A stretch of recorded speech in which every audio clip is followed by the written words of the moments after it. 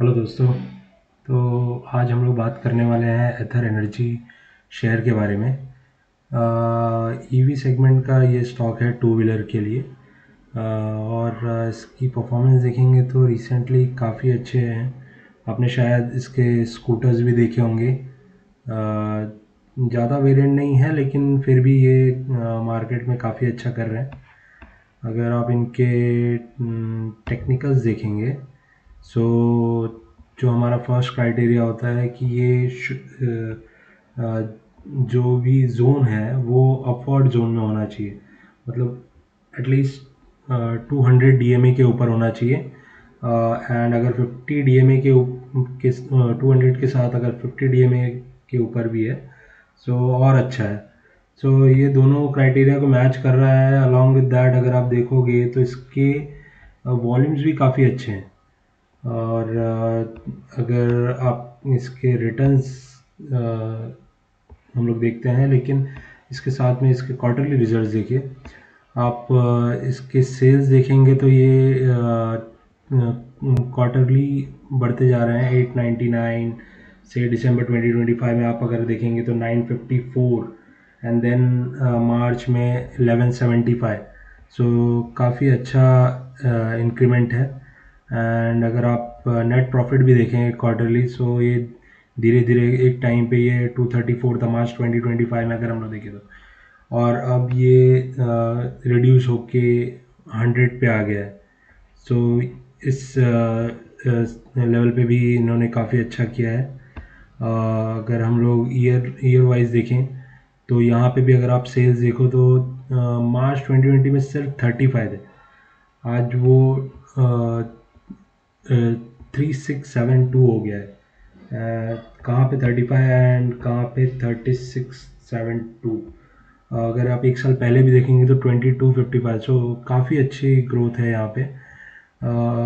अगर आप प्रॉफिट भी देखेंगे तो एक टाइम पे मार्च 2024 में ये -1064 था, जो कि अब 517 पे आ गया है।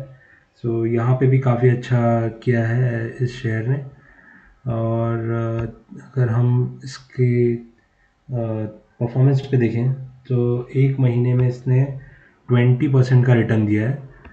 और अगर हम लोग चेक करें 6 मंथ्स के लिए, तो 6 मंथ्स में इसने 79% का रिटर्न दिया है। और अगर एक साल में बात करें तो 265%। सो एक मिड कैप स्टॉक जिसने 265% का रिटर्न दिया है। मैं माइक्रो कैप की बात नहीं कर रहा हूँ, स्मॉल कैप की बात नहीं कर रहा हूँ, एक मिड कैप स्टॉक जिसका 45,000 करोड़ ये है मार्केट कैप, उसने 265% रिटर्न दिया है। सो काफ़ी अच्छा स्टॉक है ये। अगर हम लोग इसके शेयर होल्डिंग पैटर्न को देखेंगे, सो इससे समझ में आता है कि इंस्टीट्यूशन कितने इंटरेस्टेड हैं इसके अंदर। अगर आप देखेंगे तो अभी भी इनके पास सिर्फ, अगर पब्लिक को एक्सक्लूड किया जाए, पब्लिक के पास सिर्फ 13% है।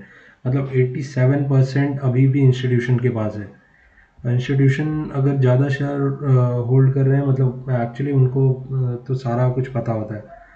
और एक साल में 265% रिटर्न दिया है ये स्टॉक। सो अगर आप एक साल पहले ही देखें जून 2025 में, सो इंस्टीट्यूशन के पास 90% था। अब वहाँ से वो 87% पे आए। थोड़ा तो प्रॉफिट बुक करेंगे वो, लेकिन 90% वो किससे होल्ड करके रखेंगे। बहुत कम ही शेयर होगा जहाँ पे 90% इंस्टीट्यूशन शेयर होल्ड करते हैं। सो उनको पता था कि ये शेयर में कुछ बात है जो कि वो अच्छा खासा रिजल्ट देगा आगे आने वाले टाइम में। और ये ऐसा नहीं है कि इसका जो ग्रोथ है अब ख़त्म हो चुका है, आगे कुछ भी नहीं है।